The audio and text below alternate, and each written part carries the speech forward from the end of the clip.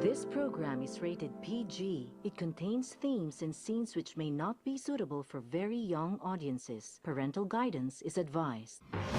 Be advised that the views and opinions of the hosts and guests do not reflect those of the station.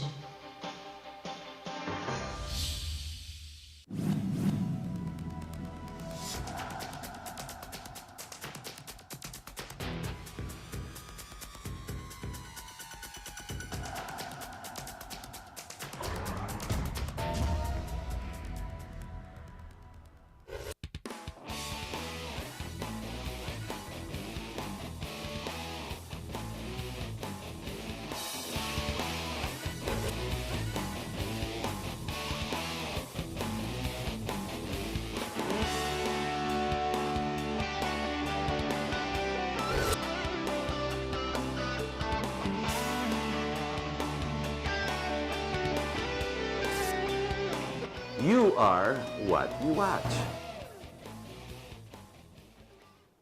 Hello, my name's Harriton Watko. Welcome to our program. Ladies and gentlemen, I'm wearing short sleeves and I don't have my suit on.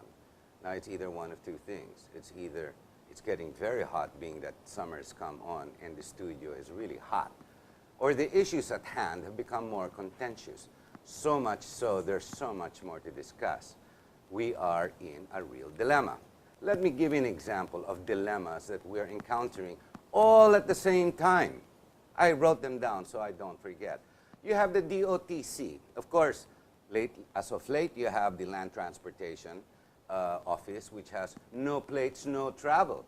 And the car dealers that don't provide the plates, in whichever way the consumers are made to suffer. Of course, we've got the problem with the MRT, our airports. Let's not leave that out. And we have the failed biddings of the PPPs, which are supposed to improve the prosperity of our country. Moving forward, you've got the MMDA. Need I tell you more about traffic?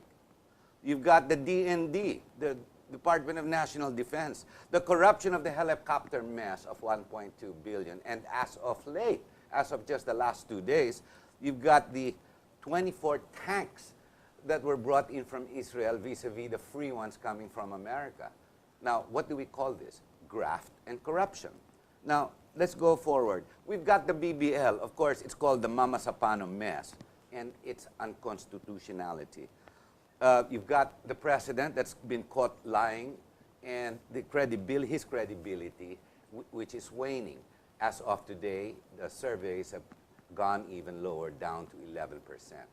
What do we need to say to Malacanang to say that, hey, we no longer believe in your leadership?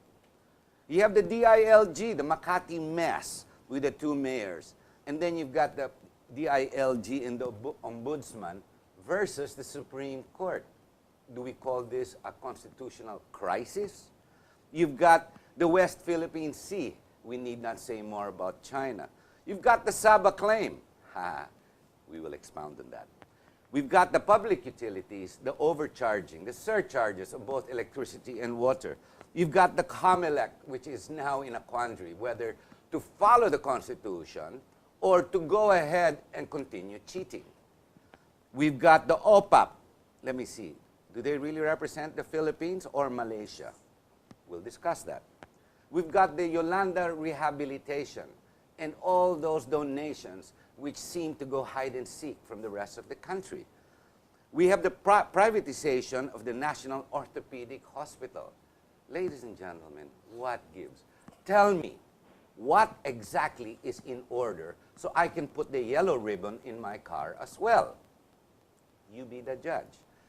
I guess this is a problem because in the end, it's all about the president's men, his cabinet. Where do we go from here? Today, in this program, what we would like to do is discuss the two issues I pointed out here.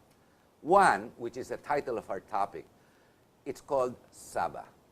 Today, I have an article at the Manila Times, and I call it Luz Viminba. Why?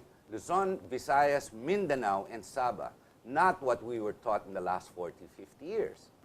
Sabah is ours. That's assumption number one. We won't discuss whether it is or not. It is ours. We'll discuss the details around it. Then, of course, you have the other issue, the BBL and all this quagmire of what you call conflict. When to begin with, there really isn't any, except the contention, which is called Malaysia, the intrusion, which is called Malaysia, the invasion, which is called Malaysia.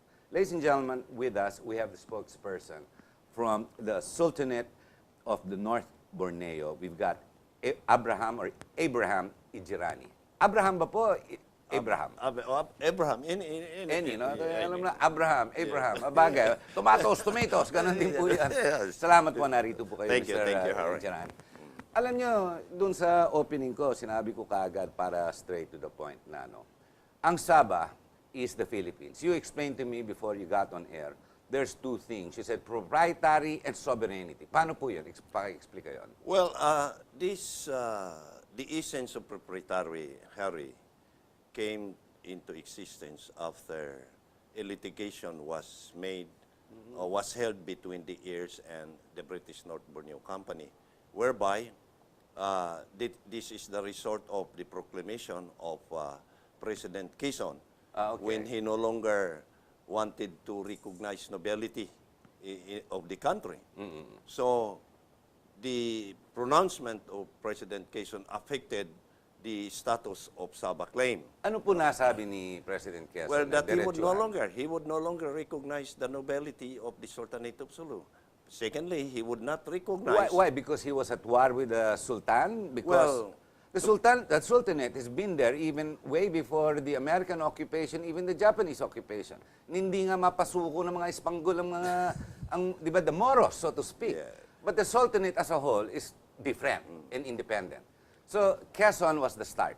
To be straightforward, Harry, this is about the fact that a year later, or a year prior to that, to the pronouncement, that was the time when Mindanao, Sulu, and Palawan were incorporated into the Philippines. Okay. So, fearing that recognition of nobility expresses the sovereign status of the Sultan of Sulu and would become a mechanism in the future for assembling a ways and means to assert, unity among the people. That is the reason why perhaps President Quezon announced that he would no longer recognize nobility, which is expressive of the sovereign identity of the people in the archipelago. Bakit ayaw niya, when to begin with? Bakit, ikaw ba, do you give property away? No one in his right mind, much less a leader, will say, ayoko accept ang Sultanate.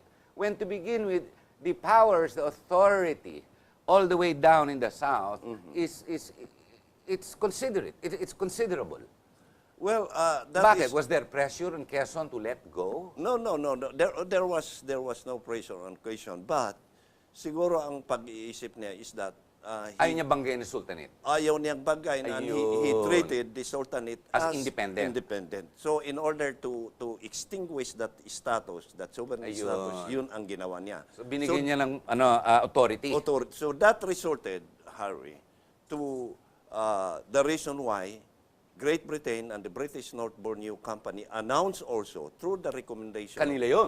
Na kanila yun. Opo. So nagkaroon ng litigation. Ayun. Doon, in 1939, 3 years later, it was pronounced by the High Court of, Sessions Court of North Borneo na recognizing the proprietary ownership of the Sultan of Sulu and the 9 principal heirs over the territory of North Borneo. So, that's the British. That's Now, the British. In the early 60s, the British gave away Singapore. They got out of Malaysia and Yes. Singapore. They gave them the independence. But at the same time, if I am not mistaken sa readings ko po, the Sultanate at that time also gave the sovereignty of the ownership of Sabah to the Philippine government. Sovereignty lang. Yes. Is that correct? This is the situation, Harry. In 1950, when Great Britain was pressured by the United Nations Charter Resolution of 1947, na kung saan mandating or colonizing territories to submit annual reports of the status of their colonized territories. Sabi ng Great Britain, ibalik natin. Hindi atin yan. Ang Terter Island part, because Terter Island is situated within the provisions of the 1878 agreement na nagsasad 9 nautical miles from the shore of the territory of North Borneo. okay. So sabi niya, ibalik natin yan to avoid international questions on why we are illegally occupying the territory of North Borneo. So binigay. Now, after which, one of the witnesses was then Congressman Diosdado Macapagal. Because of that, sabi ng Kongreso, pag-aralan natin the validity of the claim. Kaya nga, Harry, we were astonished as to why the Pinoy administration in 2013 insisted on creating a study group when the legal luminaries in 1950 and 1960 tapos na. Believe in the validity of the Sabah claim. So sabi ng gobyerno, but we cannot claim Sabah because under the Article 1, Section 1 of our Constitution defining our national boundary, hindi nakasama ang Sabah sa territory natin. So only when the Sultan of Sulu shall grant us the special power of authority known as the transfer of sovereignty title to the Philippine government in 1962. 62. Sabi ko na nga, in 1962, transfer na para maliwanag na labanan. However, Harry, there was a provision in page 5. In page 5 of the document mutually agreed and signed by late Sultan Ismail Kiram the first and President Diosdado Macapagal in the behalf of the government of the Republic of the Philippines, nagsasaad kung sakasakali ayaw na ng gobyernong Pilipinas i-push through ang Sabah claim, that document transferred to the Philippine government in 1962, pwede angkinin uli ang karapatan ng Sultan as a sovereign claimant over the territory. Did the Sultan reclaim it? Did Diosdado Macapagal in those days, did he let go as well? Hindi naman, correct? Hindi naman.